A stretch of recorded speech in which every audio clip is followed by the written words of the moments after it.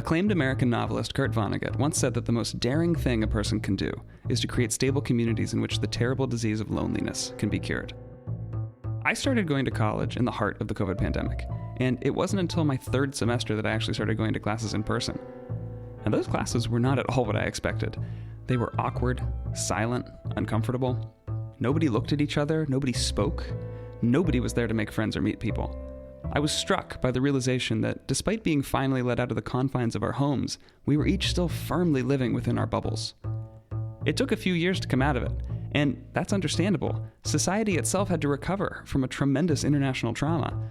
Becoming ourselves again was going to be uncomfortable. It was going to be weird and difficult. But we did it. Now, after a couple semesters back, classrooms are filled once again with buzzing conversation before lectures. People are getting to know each other with ease, and almost nobody is staring at their phone in absolute silence anymore.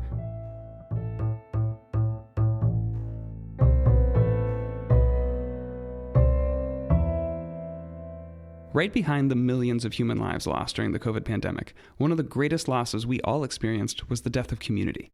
Being shut inside for so long, we forgot how to live and interact every day with each other. This was especially apparent on college campuses.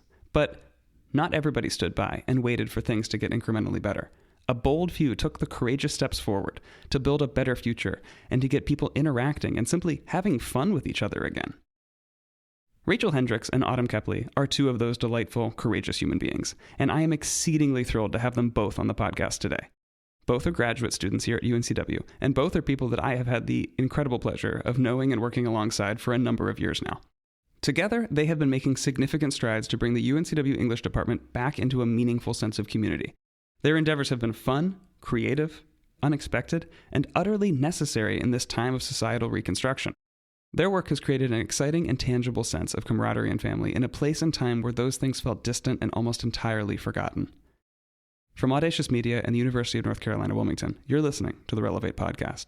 I'm your host, Daniel Charles Wright. Let's begin, shall we?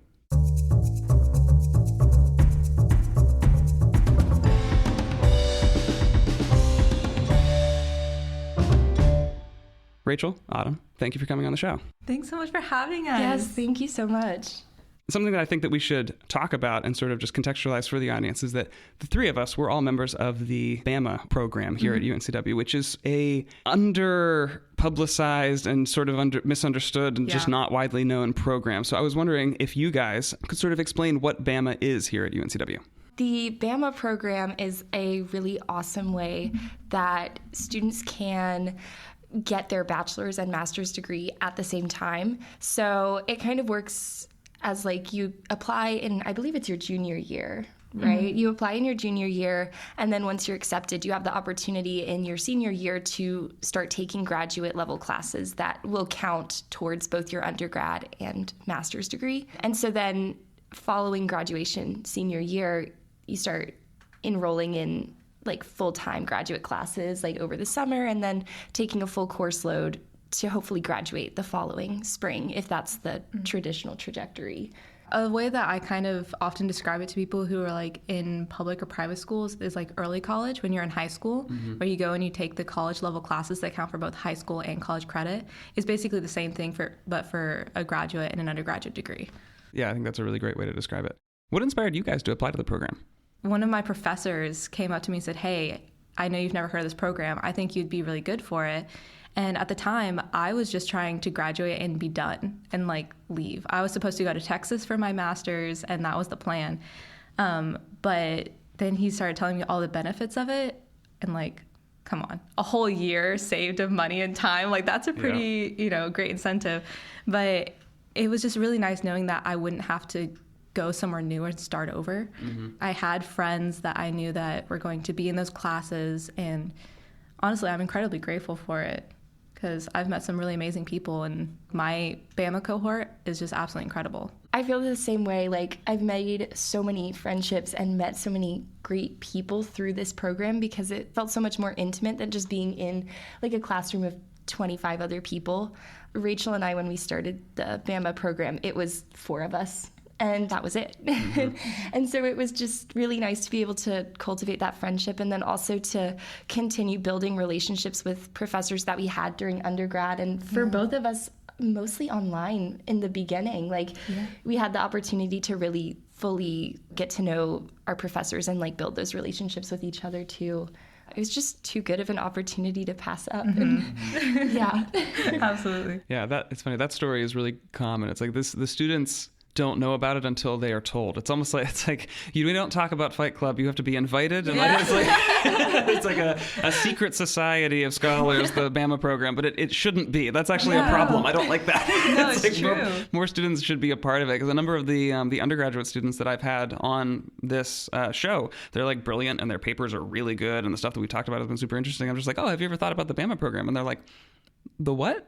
And I'm like the BAMA program. I was like, oh, you'd be a great candidate. No, it's so good. And every time I tell someone about it, they're just like, oh, like that would save me so much stress. Yeah. Like it genuinely would. If you had planned on getting your master's, it saves you, really more than a whole year, because there's still like an application process and then a summer where you're doing nothing. And then you go this saves you like a year and a half of your life of getting your master's, and it also working towards your bachelor's. It's a great program. And I wish that more people knew about it. Yeah. And it's really great for people who don't do well with breaks. I am the type of person where if I take a break, I won't go back. It's hard to find the motivation again. When you graduate and you continue into the summer, that was great for me, because I was like, this doesn't give me a time to be like, oh, I wonder what my life would be like without school, you know? So it was really good for me to just be able to continue and get it done without that overwhelming sense of dread of like, oh crap, I gotta go back, you know? Yeah, you like already had the momentum to just keep going. Yeah. And it was... Yeah, it's a really well-designed program. Yeah. One of the cool things about it is that you are able to get such an interesting, diverse group of undergraduate and graduate students in one classroom. Right. And so the undergraduates learn so much. Like I know I did from like my graduate peers, and just being able to like see the internships that they're doing, or some of them were TAs, and being able to see what I could potentially do in my future was really motivating. Yeah. A little intimidating, but also, but really motivating. Yeah, I think it's cool because you see it. It's more unique in the graduate school classes where you have people from very different walks of life. And it provides, because those classes are often very discussion based, it provides really good conversation. No, I agree. Yeah, I think I'm like one of the youngest in the program. Like I just turned 21. And so it was kind of intimidating to be, like when I started the BAMA program, like 19, and be in classrooms with people who were so much older than me and feeling like, oh gosh, like they have so much more life experience, they know so much more than me, but it was never, I never felt out of place, and everybody was so welcoming and excited that I was there, and it made me feel like I was able to lean into that community so much more. Yeah. It's an entirely different environment between a graduate and undergraduate class. Completely. Oh, absolutely. Because in a graduate classroom, you have people who are like, want to be there, and so it's no longer undergraduates that are like just taking the class because it's a requirement. Yes. And so it's just a whole different atmosphere, and I love it. Yep. Yeah, I agree. So I want to talk about one of the ways that you guys have sort of worked to create more community is the BAMA blog that you guys started. So I was wondering if you could talk about what inspired you to start the blog and what your initial intentions were for the project. Well, I wish that we could take full credit for like starting this from the ground up, but running the blog is actually part of our job as graduate assistants through the English department. So the blog had kind of already existed, but I didn't even know that it was a thing until we were asked to work on it. Yeah, no, I thought that you invented the idea because I'd never heard of it before. Yeah, no, I really wish to be fair, we kind of reinvented it because it was... It's very good now. Thank you. Yeah, it was just very, I don't want to say, well, I don't know. I don't want to say bland because it wasn't bland. Like someone worked very, very hard on different articles and like interviewing professors and things like that, but it just wasn't quite bright and like active. Like whenever we saw the posts, they were kind of scattered.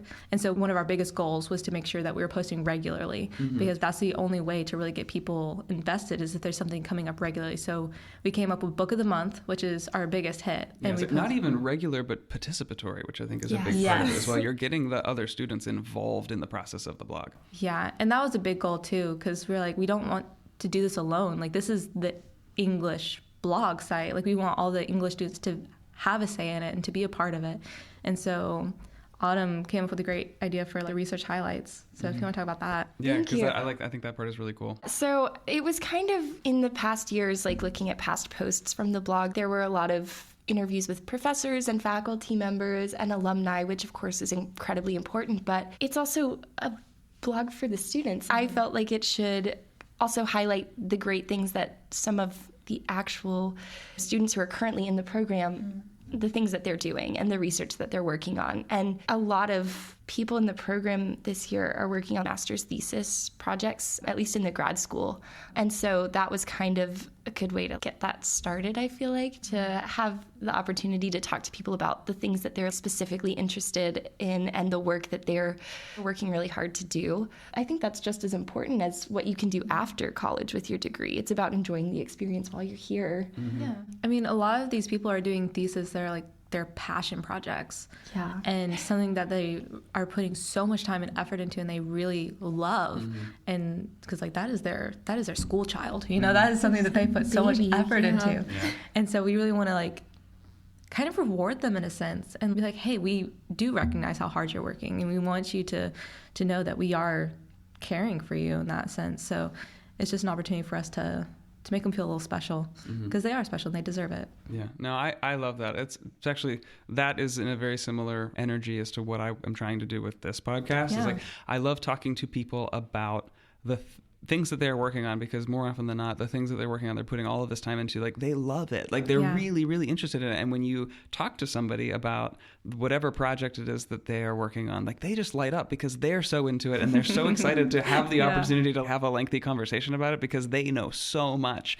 And most of the people in their life don't care. So they're like, I'm so excited to talk about this. And so you can have a really excellent conversation with people. Yeah. And just like with the blog and just like this podcast, I think it's excellent to highlight the different things that the graduate students, that the professors are doing, but I especially love what the graduate students are doing for their theses because it's so varied. One of the main reasons I started doing this was when I was in 501, I was just blown away at the end by just how vast the ground we'd covered had been. Like I did a project on feminism and fantasy literature. Nolan did his on the death of journalism. Another person did one on just tattoos on Latina women. It was like the things that we talked about were all over the place. And I was like, people outside of the university don't realize that literary criticism, what we do here in the humanities department, isn't just sitting around and talking about Tolkien and Shakespeare and the Bronte sisters. Like, it's so much more. It's so much more than just talking about like the classic literature. Like, you can look at tattoos as text. You can look at sound as text. And I think it's just so exciting to have people on and have them talk about all of the different things. And you do the same thing with the blog, which is really, really exciting. And I think that we need more public-facing endeavors like that. So I applaud what you guys have done with it. Thank you so much. Yeah, another really cool thing that we have is the alumni posts. And so you're able to see where English people who have graduated from UNCW, where they've gone after. We have one alumni who is like an assistant director for Disney. Wow, like, that's really cool. Like we have, and one's a lawyer. There's so much that you're able to do. And people are like, oh, what are you going to do with an English degree? Teach? Yeah, okay. Exactly. First of all, one of the most annoying questions, don't ever ask an English person if what they're going to do is just teach.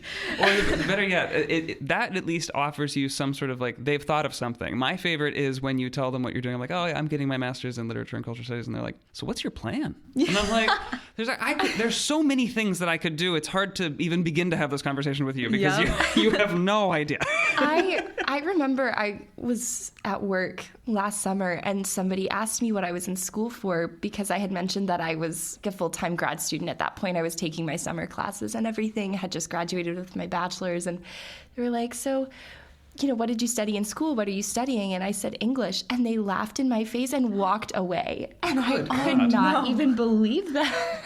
They didn't even give me the opportunity to tell them what I wanted to do, what I could do. They just like walked away. That's so rude. It was crazy. Honestly, I tell people, it's like, actually, it's honestly sometimes overwhelming because I have so many options. Yes. That like, I used to be so limited and like, oh, I'm only going to teach. And then now I'm like, well, shoot, what am I actually going to do? There's so much to do. So I feel like it's really no different than if you were to tell somebody that you were getting your MBA. It's like, okay, so you're getting a master's in business. Yeah. Why when you tell somebody that, nobody then follows up with a question? It's like, oh, well, what are you going to do with that? Because that's so vague. It's like business. Question. I've got a master's in business. Everything is a business. Everything. That's a great point. You can work in any field if you have an MBA. You can work in any field if you have a master's in English. That is such a good point. Same. I'm going to start doing that now. Yes. Anytime any frat guy comes up to me, he's like, oh, yeah, I'm in business. I'm like, oh, yeah, what you going to do with that? Yeah. Cool, dude. You will still just be a manager at Starbucks. That's funny. Have you guys faced any unexpected challenges with the blog? Obstacles that you didn't expect? Ooh. Do you have one? I feel like learning how to work with the website was a big challenge because we were told that we were going to work on this, and we were given the login information and for that's it. Here's the keys. Go ahead. And I had never, been on the back end of running a website ever before in my life. So it was intimidating, but also a really great learning opportunity because now I can put that on my resume as a skill. Like, we kind of figured out how to do everything from the back end all by ourselves. Like, we would sit in the PCJ, like, right over there and just spend hours being like, how do you change the header? Where did the picture go? Why is this so hard? Yes. No, you have no idea. So the first couple months were just us trying to redesign the website to a place where we were just like, okay, this is cute. We're happy with this. At least it finally looks good. Yeah. And then every month after that, we're like, so how cool would it be if we changed it every month? And so we just kept adding more and more stuff onto ourselves and more challenges. Really, we were only told that we needed to do the alumni posts. Everything else, and I challenged ourselves because we wanted it to be the best that it can be. And at the time, it was really the only thing that we were doing except for our community event later in the semester. It was honestly a lot of fun. But as for other challenges, honestly, trying to contact people. Yeah, I was going to ask you about that, especially with alumni. I would imagine that it's sort of hard to get in touch with people sometimes. Like, if they're here at the university, you can just go talk to them, you see them in class or whatever. But people that have graduated and left, and then you want to talk to them and see what they're talking about. It was actually the other way around. Really? Contacting the alumni was so easy. There was only one person I think that didn't respond at all. But otherwise, they were super on it. Every now and then, I'd want to contact a professor to ask for help for an event or something, and it would take them a couple business days to get back to me. Yeah. To be fair, I realize our professors are incredibly busy with their classes, and a lot of them are doing research as well. I don't know. I thought it would definitely be the other way around, whereas the alumni were more difficult to contact. But I found that they were super easy to talk with, and they're so excited to talk about what it is that they do and to talk about their families. Well, and Dr. Sweeney actually put us in touch with a lot of them.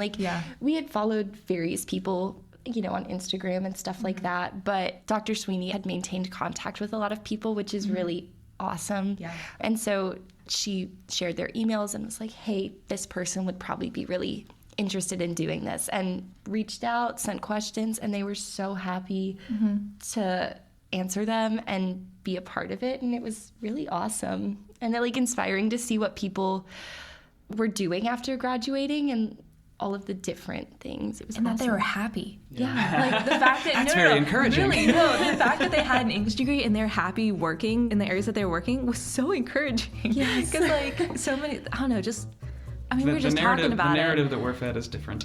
Yeah. Just the response you get by people when you say you're an English major, and then to see that these people were genuinely happy and excited to share what they do was so beautiful and so encouraging. I was like, oh man, maybe one day I'll be happy with an English degree. Which I am, but one day I'm hoping I'll be exponentially better.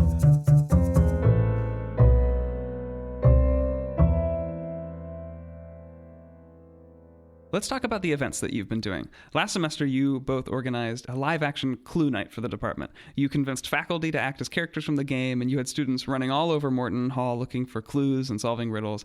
Everyone that I know who attended, and I wish that I could have gone, but I have two small children, and I just couldn't. I couldn't get there.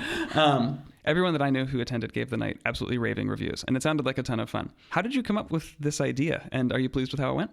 So I worked on this for months. If you could have seen me, I was so frazzled trying to figure everything out. So I just had this idea. I'm like, how fun would it be? We're trained in close reading in the English department. How cool would it be to take an opportunity to close read alibis and be able to figure out a mystery? Yeah. Everyone loves a good mystery. The movie Knives Out was a big inspiration for this. Sure. And so it was just, I thought it would be so fun. And so I started doing some Googling on Pinterest and was like, okay, people have done this before. They've made clue games, things like that. but nothing that I found worked because all of them required, like, the people who played the characters were the ones playing the game. And I was like, well, that doesn't work for me because I want all of the students and visiting faculty to be the ones who figure out the mystery.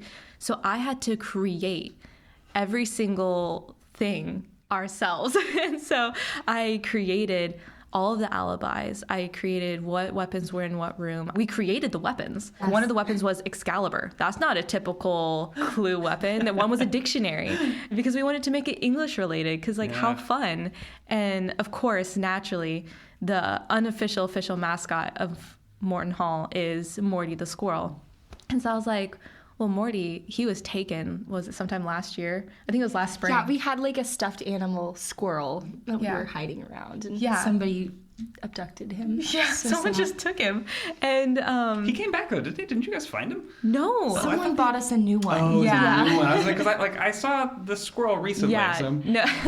Yeah, someone bought us a new one. And this like fictional Morty was based off of an actual squirrel that was in Morton's ceiling. So just, it was a real thing at one time. The original Morty was relocated and I'm sure happy with his squirrel family. But Morty the stuffy was abducted. And so I thought, how fun would it be if the murder mystery was like Morty? And so I created a new character, Dr. Morton, who was kind of our narrator, basically. He was the host of the dinner party.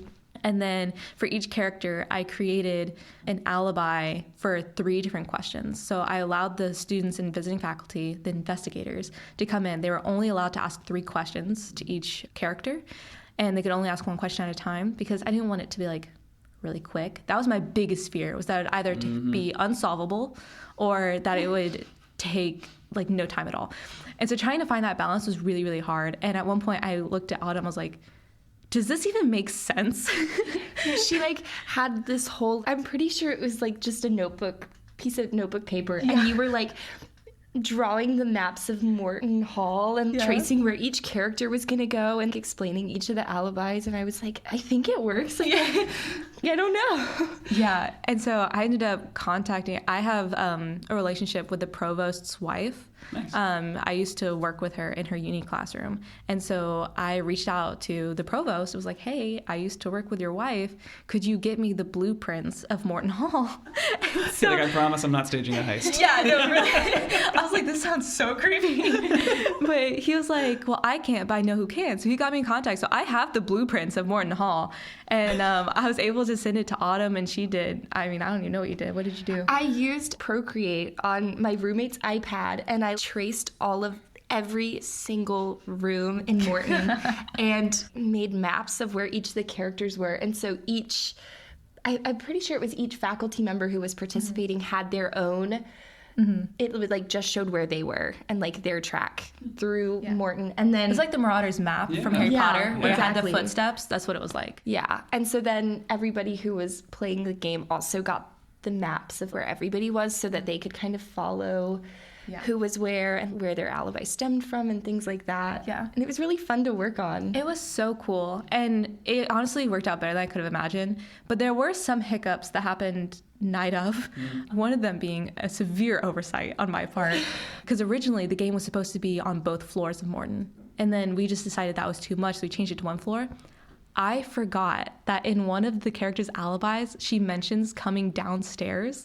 And she was not the killer. Not the killer. And so everyone thought that it was her. Because she lied. She's a liar. She lied. So, but we saw people trying to go upstairs, and I was like, oh no. So we had caution tape that we had for decoration, so I had to put caution tape over the stairwell. Which just makes her look more guilty. Yeah, There's a crime up there. Absolutely. And so people would go to the stairs and be like, oh, we can't go up. It must be her. And so it actually kind of worked to our benefit because it threw people off. But it was so funny. And they would come up and be like, it's Mrs. White. It's because she's lying about the stairs. I was like, no. And Mrs. White was Professor Manning, who also brought her dog herself to the event. And so everyone was like, oh, it was her dog. Her dog was the killer. And we were like, no. Because Miss Scarlet was played by Dr. Hollenbeck. Yes. And Dr. Hollenbeck had this extravagant like feather boa. Yeah, feather boa. And it was shedding everywhere. And so they were like, oh, follow the feathers. Yeah, honestly, they're like, the dog got the squirrel and this is the remains. And it was like so squirrels intense. Don't have feathers. Yeah, no, it was so intense. But everyone was just so kind about the event. And like, all the students would come up and they'd be like, this is such a fun event. We're so glad you're able to do this. We had a couple of professors tell us that this is the most fun they'd had in Morton since they started arrived working there. Yeah. And so, but it was really neat because after the chair of the English department, Dr. Gilbert, came over and shook our hands and was like, this is a wonderful event. I want you to do a paragraph write-up tonight and send it to me by tomorrow about the event, and we're going to put it in the UNCW faculty magazine. Nice. And I have no idea if it actually ever made it there. I have no access to that magazine. But just the fact that the staff and faculty of Morton were so supportive. It was just beautiful. And it was such a great way of uniting, I think. Yeah. Giving students and faculty something to do together outside of their classroom. And it was just really fun. And everybody was so excited. And all of the professors who were participating took their own spins on things. Like Dr. Sweeney was supposed to be Mrs. Peacock, and she changed it to Mrs. Peacock Seahawk. Yeah. And to like go with, UNCW. And Dr. Laudadio was Colonel Mustard, and I have played Clue before, and it's always Colonel Mustard. He always is the one who did it. And so he was like our killer for the event. And he was sitting in a hallway with like the murder weapon, and he was playing music on his speaker. And apparently the songs he was playing coincided with him being the killer and the murder weapon. He like had specifically curated a playlist for this. And it was awesome because nobody really knew he was doing that. No, I didn't even know he was doing it until after. It was so funny though. And he was just like brooding in the hallway, like listening to his music, and people were so convinced it wasn't him because everybody thought it was Mrs. White. And so it just ended up being really funny when people did figure it out, and then knowing he was doing that the whole time. Yeah. And one of my favorite things that we did is that Olive and I spent a long time creating this fake investigation board in her room. Yes. We were like crouched over this cork board, figuring out ways that we could elaborate on their alibis and give the people connections to each other, where it's like, to make some lore. Yeah, like maybe this person would want to frame this person, or maybe the dog did do it. Yeah. And we had a dictionary that was going to be our murder weapon. Yeah. And so we were outside my house just banging it on the pavement to like beat it up. So. Yeah. And so it's just really fun, but everybody would look at the board and analyze it. And we didn't even think about that people might try and find a clue on it. Mm-hmm. And so they're over there like, so invested in this cork board that we spent maybe like a couple hours on. And, but everything from the beginning to the end was just so detailed. I mean, we wrote handwritten letters to all the professors. I have a wax sealer, so like all of these envelopes were sealed with this wax. Yeah. It was just so elaborate for no reason, but it was really fun. So fun. And it was so beautiful to be able to do that and to be able to see, because we often put our professors on such a high pedestal, and for good reason. I mean, they've worked hard to get where they are, but at the same time, they are human. And it was demystifying. They got to like have fun and play this game. And it was so silly. Like seeing Dr. Porco with a fake pipe in his hand. Come on. Wearing like a plum lavender colored jacket was just so fun. I had friends who don't even go to UNCW want to come to the event so badly just to see what it was like to be in the English department and have this kind of fun. Yeah. To my knowledge, I don't know of any other department who does things like that. Yeah, and I think that's awesome. It was just really cool to be able to see how much everyone just enjoyed being together. Yeah. And like we got a picture at the end of all the professors and students together. It made my heart so happy to be able to see it. And it was just so fun. Yeah. We just proved the point of how I love to have people talk about the things that they care about, because you guys just answered that one question for 20 minutes. Oh my gosh, I'm so sorry. That's awesome. That's fantastic though. I love that. Yeah, it was just, I could talk about it honestly for hours and like tell you all the minute details. Like it was so cool. Well, and Rachel actually has the opportunity to host the event again with the library. And, this cool. One's going to be specifically for faculty, I think. Yeah. But I also work at the library. I work at the library help desk. And one of the librarians, Peter Fritzler, a good friend of mine now, he was working at the desk with me, and I was telling him about the Clue event I was planning for the English department. And he was like, that's so cool. And so he talked to Team Randall, who kind of are like the morale team for the faculty here.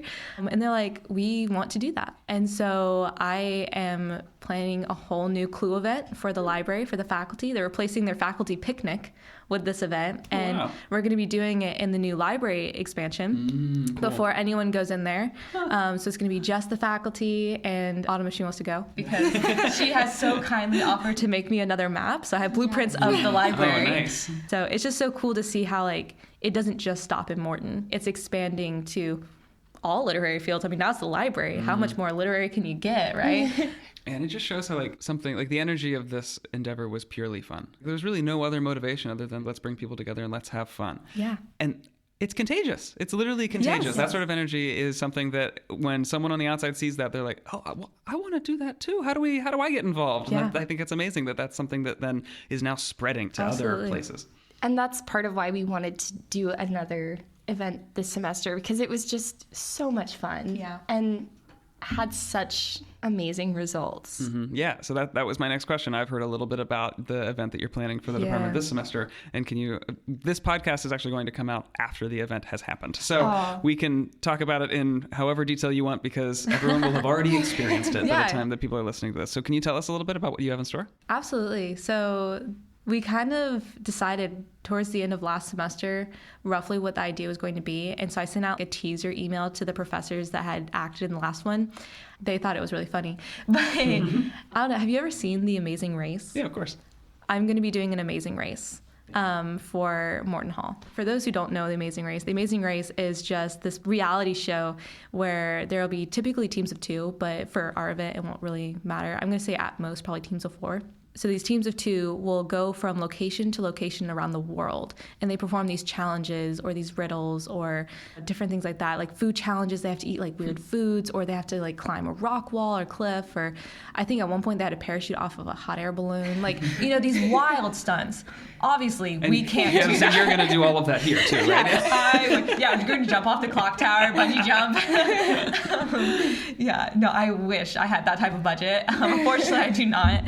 But it's kind of the idea of like The Amazing Race, competing against your peers. Kind of the plan is to get our different locations around the world will be different locations that people have gone on their Wentworth travels. Oh, very cool. So the Wentworth program is, funded by the university, and you're able to go study something in a different location. Some people go to England. I went to Los Angeles. I went to Paris, and I went to Connecticut. I went to Yale University on a Wentworth, so I've done it twice. Yeah. But it's actually, it's funded through the English department specifically, so it's not a university study abroad type of thing. Yeah. It's specifically through the generosity of the English department. So it's specifically for English majors and minors. And I think it's a really cool program because, like you said, it's not like a university-sponsored trip or anything. Like you're just given the money and you go, but with the idea that you are going to study something that you yourself are interested in. So like using it to work on your thesis or using it to work on some sort of project. You can use it to fuel your own passion project, but it gets you credit, and because it counts as a class, like a 1-credit class, and then you get to go study something that you really care about, which is really, awesome. really cool. Yeah. So awesome. Absolutely. And so we have people that travel all around the world. And so I decided that would be a great way to do The Amazing Race. So each location that we have will be somewhere that someone has studied. So that way we can kind of promote that, because that's something that is important to both of us. We've both done one, and we think it's so powerful. Like there's just nothing quite learning as in, we're a literature and cultural studies major. We have to go and be in the culture to study the literature. So it's just something so special to us. And I thought it'd be a great way to kind of promote that and build that. And we are hoping, we're not entirely sure this is going to work out yet, but we are hoping to work with the history department. Because they're also in Morton. So Right. you get like a fully Morton-wide event, not just English. And because they're on the second floor, and our paths don't really cross much. I know, it's wild. We'll pass the professors occasionally in the hallway, but like I don't even know who any of them are. It's interesting that you can exist within the same building and like never really interact. And that's something that like bothers me. We just really wanted to be able to foster that community within Morton Hall, and not just the English department. So we want to be able to build that camaraderie with the history department. And I thought this would be a great opportunity for them to join us, because they can come up with like history fact riddles and different history-based challenges based off of the locations. And I was like, well, this would be such a beautiful time for them to get involved, because they can use their knowledge to be able to create challenges. And history and literature are such closely related fields of study. Exactly. For a lot of the time, we're looking at the exact same things, but just looking at them differently. Yeah, I mean, there's a reason we're in the same building. This is like we can't really read without learning the past or the history of what it is that we're reading. Contextualizing that. Yeah, absolutely. And so I think that will be really cool to get them involved and their professors or their TAs and that kind of thing. And we're obviously going to include English professors as well. And we're just going to kind of scatter them out. It's going to be, I'm hoping, against all hope, an indoor-outdoor event. And I'm going to simplify it a lot from like the TV show, because the TV show has like roadblocks and U-turns and all these really complicated things. So really it's just going to be like a field day race, but I'm calling it the Amazing Race because, that's fun. It is. It's going to be very fun. So that's kind of the idea and the goal. And I've talked to a few people. They're kind of sad it's not Clue. But I can't think just do the same thing every year. Right, that's what I said. And so I was like, well, maybe someone else later can do another Clue event. Or maybe I can come back and they can pay me to do another. That's how I feel about this podcast. Because I'm like, I'm not leaving the immediate area after I graduate. I was just like, maybe if this goes really well, the university will send me some money and I can keep doing it. It's nice to dream. It's nice to dream. In the English department? Probably not. The university giving you money, very slim odds of that happening. Especially in the humanities. Yes. Hate to say it. You will have to pay to continue to use this space. Exactly. But yeah, so that's kind of the hope and the vision for right now. We're currently trying to pick a date for when it's going to be. Which has been difficult. Yeah, you want to talk about challenges? Try, bro. Coordinating anything. Anything. With anyone.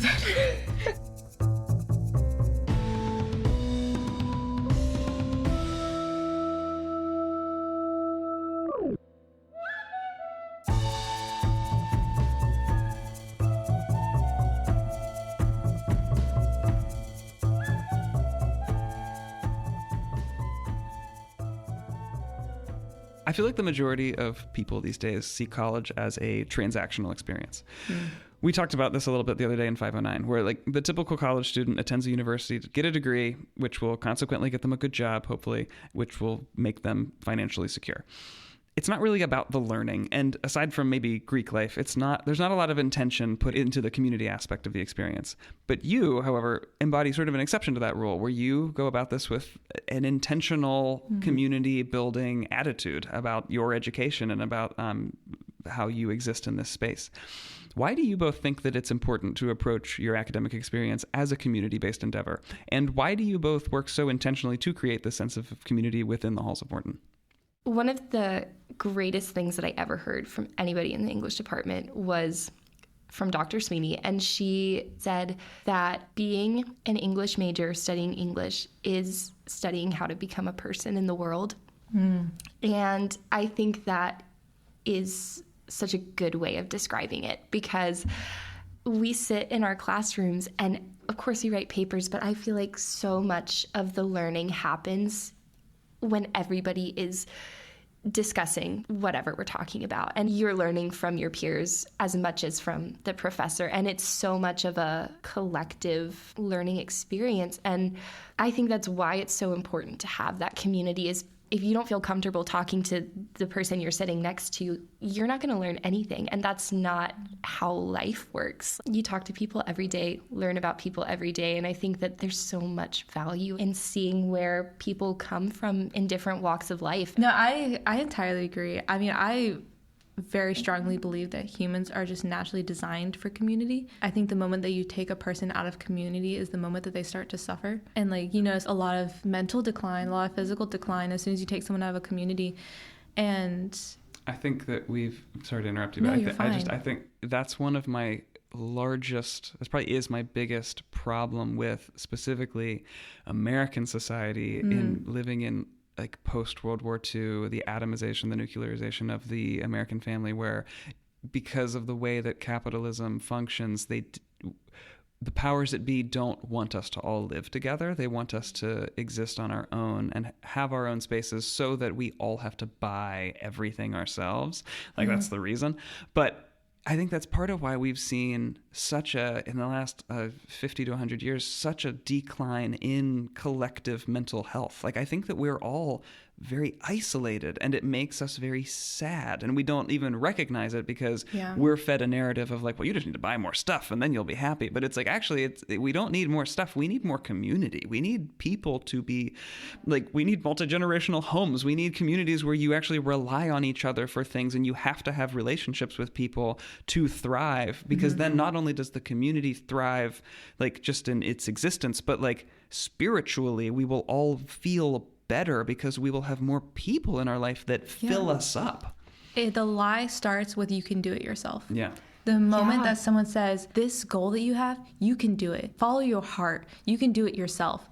Biggest load of baloney. You can't do it yourself. Yeah, I feel like through many of my English classes have become very familiar with the fallacy of the American dream and the idea that if you yourself work hard enough and, you know, you can knock down whoever is in your way to get to the top, to be successful, like that's how you're going to be happy. That's how you're going to do it. And that is just not realistic. No, not at all. Or like and it's sustainable. Right. No, it's not sustainable. It's also, it changes the whole narrative of existence to being one of like combat. You're like, you're in competition with everybody around you just from the go. It's like Scott Pilgrim versus the world. You're like, no, like, oh no, how about, what if we just all worked together? Like, what if I was allowed to have a friend that helped me through this? Yeah, I mean, I grew up homeschooled, and so I had a constant community growing up. So I wasn't in the public or private education system where it's like you had to beat everyone else's grades. You had to have like the best test score. Like, I didn't grow up in that. I grew up in a community where our thing was literally like,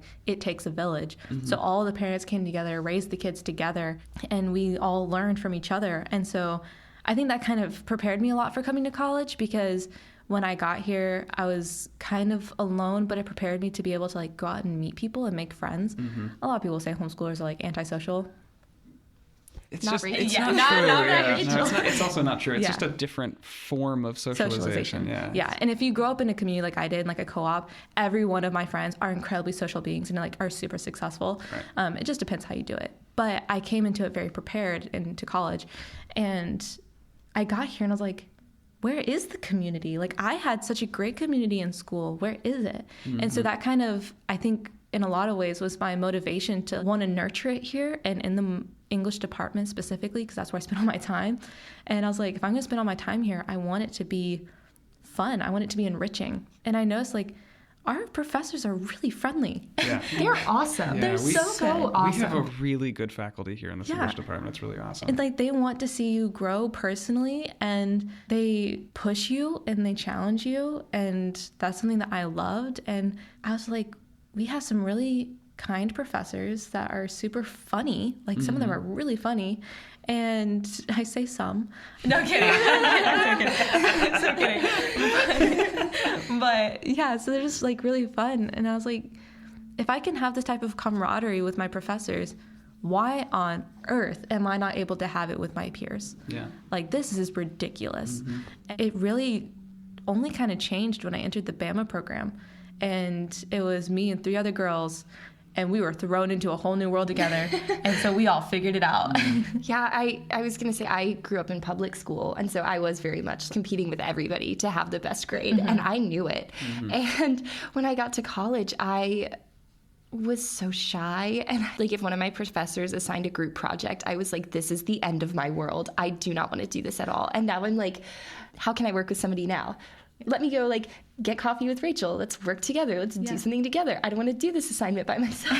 Which is so funny, because if you want to talk about, like, the building of community within Morton and how much it's grown, Autumn and I were in the same class, like, 3 years ago. Yeah. And we many of the same classes. Yes, and we hardly spoke. But then we entered the BAMA program, and we were kind of thrown into this new community together. And now we're like besties, and we work together, and we do pretty much everything school-related together. But, like, that's just how it works. I mean, we were in a lot of the same classes, and turns out one of the other BAMA girls, Anley, she and I were in the same online Little Women class. Never knew that until we were put into a new community together. So it was just crazy how seeing, like, even in the same classes, we still didn't even know each other until we started intentionally growing that community by entering the BAMA program, by going into grad school and that kind of thing.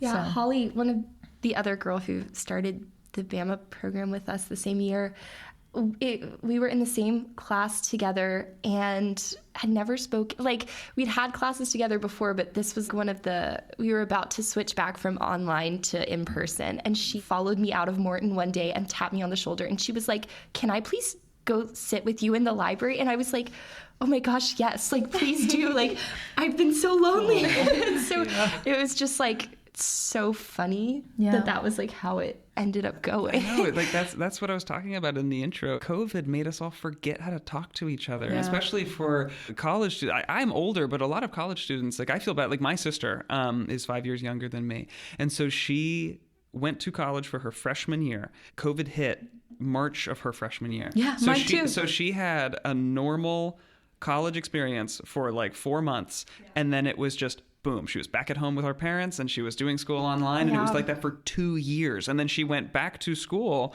basically for just her last semester, basically, I think was like, or maybe her last year was back to in-person classes. But she was like, so many of the things that is just sort of expected in a normal college experience, which is so much of the socialization, just vanished for that whole generation of students going through college at that exact time.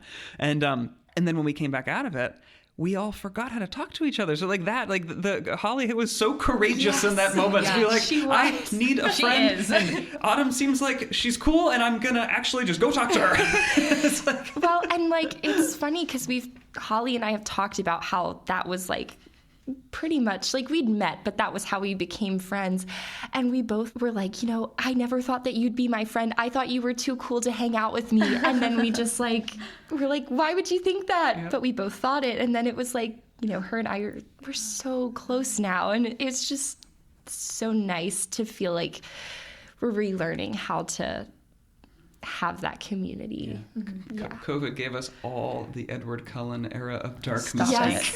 We were all dark and moody in the corner, every single one of us, and everyone was looking at us like, I'm surrounded by cool, sexy vampires. We don't know how to talk to each other. Oh, I wish.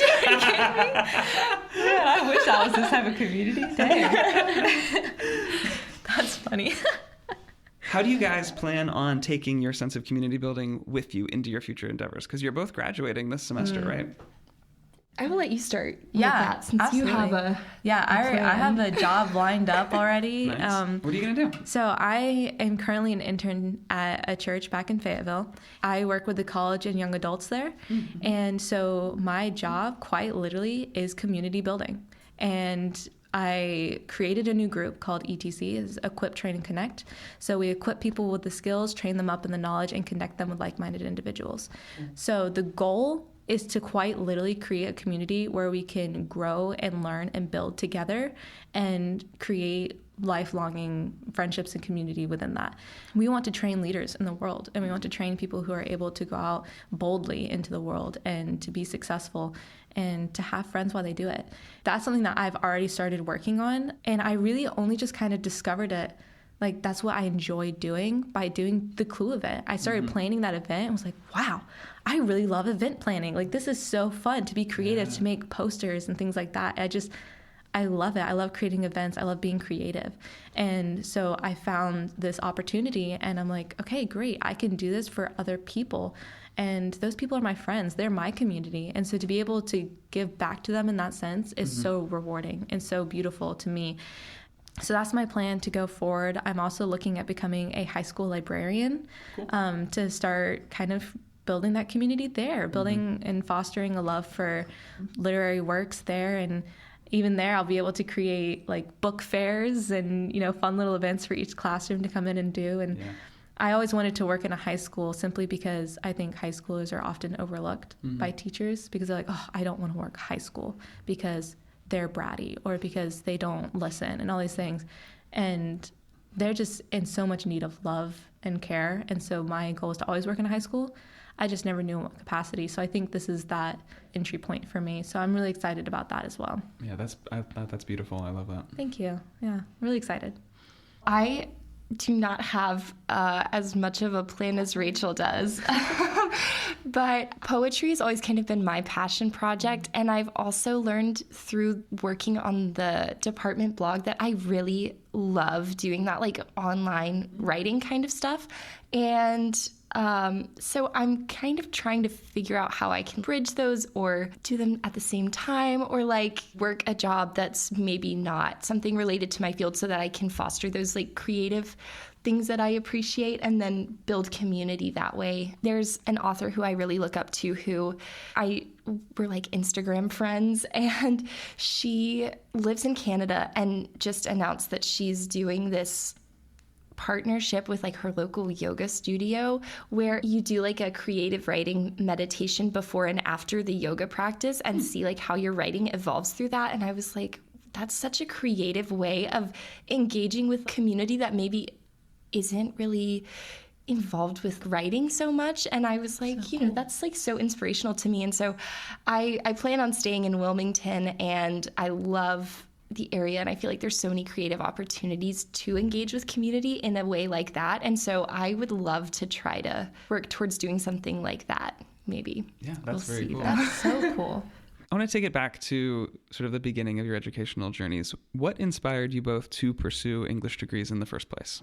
One of my biggest inspirations is my mom. She didn't get her degree in English, but she got her bachelor's and master's in education. And she loves teaching English. That's like what she primarily has taught. And she's taught younger kids. She's taught at the college level. But I always have this memory of her cleaning out her classroom one year and coming home with this giant box full of books. And she was like, go through it. Whatever you want, like take them. And I remember she had all of the original old school Nancy Drew books, like every single one of them.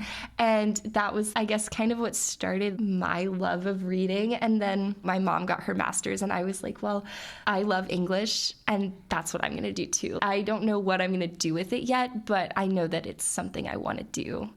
Mine also kind of started with Nancy Drew. At the school that I hope to be the librarian at, it's also a church. It's the church I intern at. And my dad used to be a deacon, so he had a key to all the doors. So my mom and I used to take the key and go to the library, and we would go in after hours, and I read all the Nancy Drew books from their library. And it was just, I remember going in the dark and just like finding books, and it was so fun. It was like adventurous, and I just loved it. But I specifically read a book called Aragon. Oh, yeah. I read that book too. Bro, it's a hefty book, and I read it in like 4th grade, 5th grade, and I loved it. I just loved the imaginary world and like the creativity of it. Mm-hmm. And I was like, I want to do something like this. This is beautiful. And so that kind of started my love of reading. Then I was like, I want to help people. That was always my goal, is I want to do something that helps people. And I love reading. And as I went through high school, I started college courses in high school pretty young. I started my sophomore year of high school, and I continued it through junior and senior year. So I finished my Englishes before I even got here, my required ones. And my professors were all like, wow, you're at a pretty elevated writing level, especially for someone who like only just started high school. And thankfully for my education as a homeschooler, like I was able to progress very quickly without being held back by a classroom.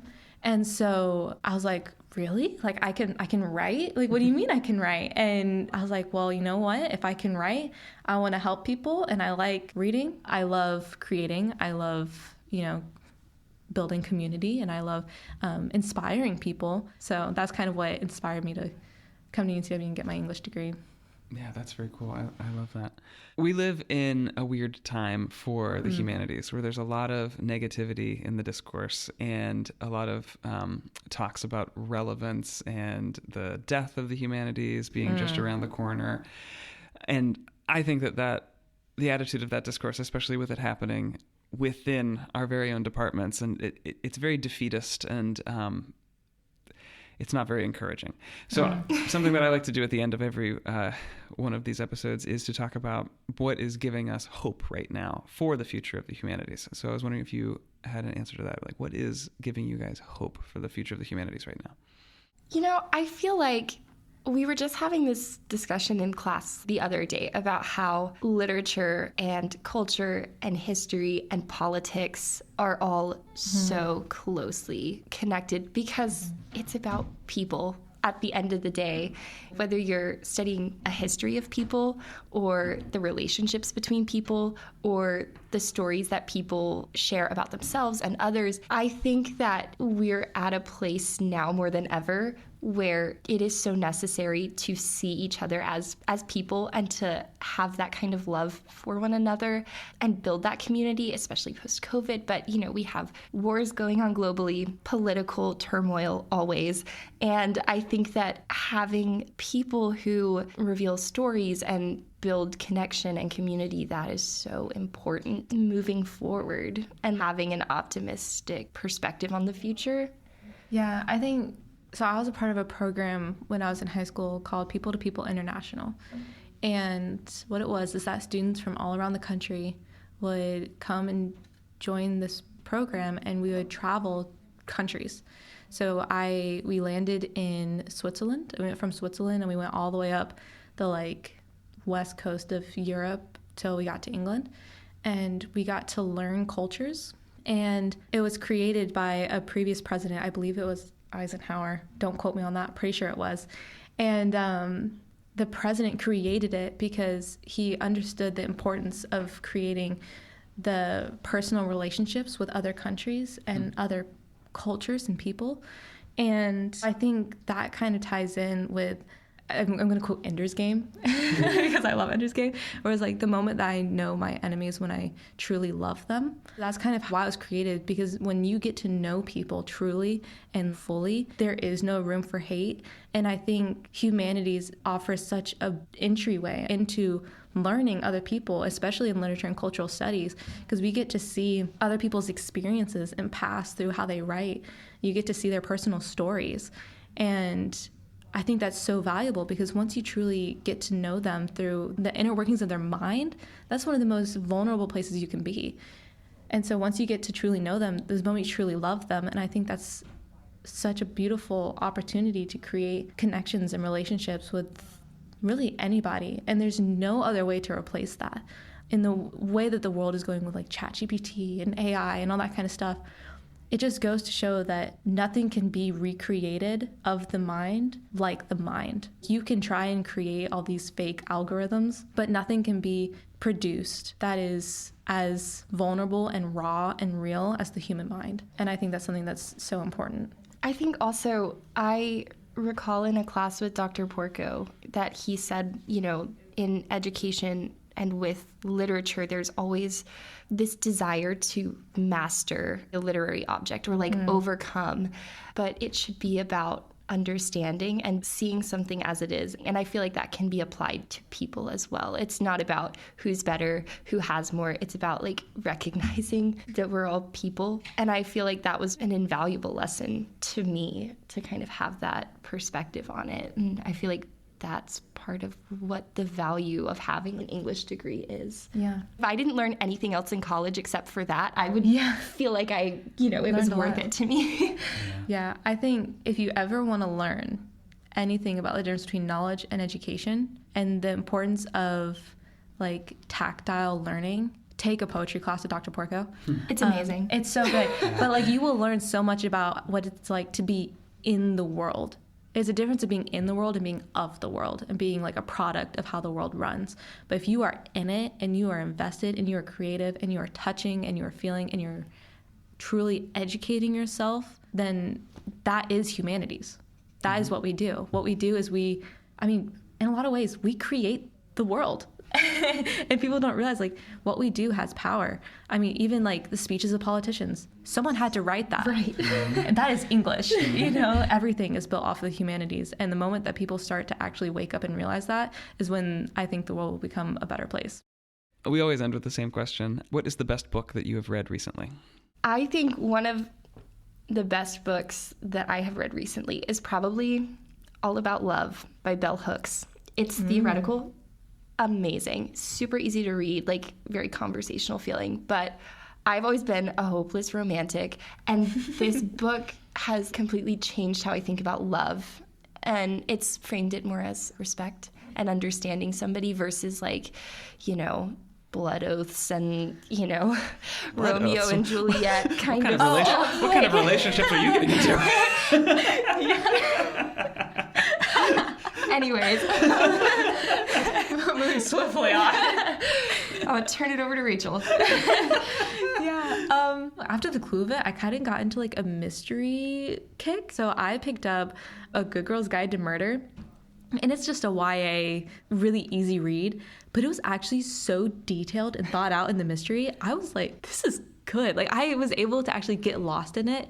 And that doesn't happen very often anymore. Because that is the one thing about being an English major. Sometimes for me now, it is hard to get lost in a book because I'm like overanalyzing things. But in a mystery book, that's perfect because you're supposed to analyze everything. And so it was just really fun to be able to like figure out the mystery alongside the character. And so I really enjoyed that book. That's wonderful. Rachel, Autumn, thank you so much for coming on the show. Thank you so much for having us. Yeah, thank you so much. It's been great. It was so much fun. Yeah.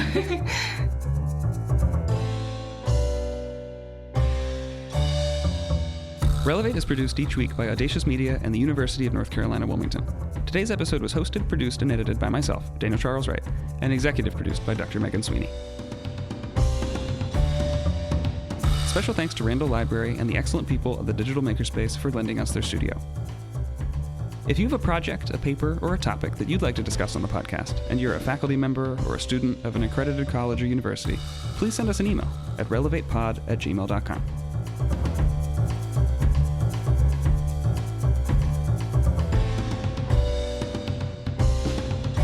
Thank you for listening. We'll see you next time.